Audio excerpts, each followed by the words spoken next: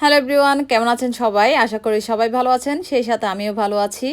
আজকে আমি আপনাদেরকে দেখাবো একটা এডিবল প্রিন্ট থিম কেক। এটা আমি কিভাবে করেছিলাম। কেকটা আমি আগে ভালোভাবে ফিনিশিং দিয়ে ফ্রিজে রেখে দিয়েছিলাম কিছু ঘন্টার জন্য। তার কারণটা হচ্ছে চকলেট ড্রিপিংটা আমি যখনই দিতে যাব তখন যদি চকলেটের ক্রিমটা ভালোভাবে সেট করা না থাকে তখন চকলেট ড্রিপিংটা দেখতে সুন্দর লাগবে না, এটা একদম গড়িয়ে নিচ অবধি পড়ে যাবে।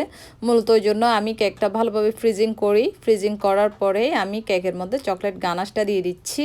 আর আপনারা দেখতেছেন আমি এটা কিভাবে দিচ্ছি, আমি যতটুকুতে দিচ্ছি ততটুকুর মধ্যে থেকে যাচ্ছে, এটা কোনোভাবে একদম নিচে পড়তেছে না। মূলত এইভাবেই দিবেন আপনারাও, তখন দেখবেন দেখতে ভালো লাগবে এটা।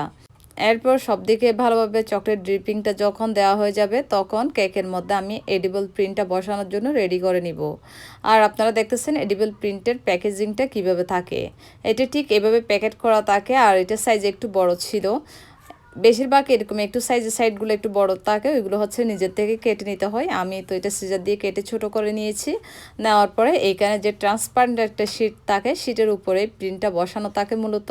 ওই শিটটা থেকে আমি আলতো হাতে টেনে তুলে নিব। আর এই কাজটা একটু সাবধানে করতে হবে, যদি বেশি প্রেশার পড়ে তখন দেখা যাবে কি এই প্রিন্টটা ছিঁড়ে গেছে। একটা প্রিন্টের আসলে অনেক বেশি দাম, এই ধরনের একটা প্রিন্ট ছিঁড়ে গেলে নিজেই অনেক বেশি বিপদে পড়ে যাবেন। দ্বিতীয়ত হচ্ছে এটা ইমার্জেন্সি প্রিন্ট করে আনাটাও অনেক ঝামেলার, যার কারণে এটা খুব সাবধানে তুলতে হবে আর সাবধানে বসাতে হবে। বসানোর পর কেকের মধ্যে একটু আলতো হাতে চেপে দিতে হবে। আর আমি এটা আলতো হাতে চেপে দিয়েছিলাম, দেওয়ার পরও কেন জানি এটাতে একটু বাতাস জমে গিয়েছিল। এই তো আপনারা দেখতেছেন একটু বাতাস, এটা আসলে ভালোভাবে আমার হয়তো বসানোটা ঠিক হয়নি। আর একটু চেপে একটু টেনে ফিনিশিংটা দেওয়ার দরকার ছিল, এটা আমি আসলে খেয়াল করিনি। তো কেকটা ডেলিভারি করার কিছুক্ষণ আগেই আমি দেখতে পাই এটা একটু বাতাস জমে গেছে। কাস্টমার আমাকে অবশ্যই কিছু বলেনি, ওরা হয়তো এটা ব্যাপারটা বুঝতে পারেনি, না হয় বুঝেও কিছু বলেনি ওইরকম কোনো কিছু। আর ক্লায়েন্ট এই কেকটার রিভিউ আমাকে খুব ভালো দিছিল। আর কেকের রিভিউ শুনে আসলে পার্সোনালি আমার অনেক বেশি ভালো লেগেছে। আর এই কেকটা অর্ডার দিয়েছিল আমার আমার বাসুরের মেয়ের ফ্রেন্ডের ভাই অর্ডার দিয়েছিল। মূলত ওর একটা ফ্রেন্ডের অর্ডার ছিল এটা। আর যে কেকটা নিয়েছিল সে আসলে অনেক বেশি ভালো রিভিউ দিয়েছে, কারণ সে যে অনুষ্ঠানে নিয়েছে তাদের যে একটা প্রোগ্রাম ছিল সেখানে সবাই নাকি খুব বেশি প্রশংসা করেছিল এই কেকটার। তো আপনারা দেখেছেন আমি উপরে একটা স্টার নজল দিয়ে প্রথমে কিছু রোজেট ফ্লাওয়ার করে নিয়েছি, এরপর যে বর্ডারটা দিয়েছি এটাও একটা স্টার নজল।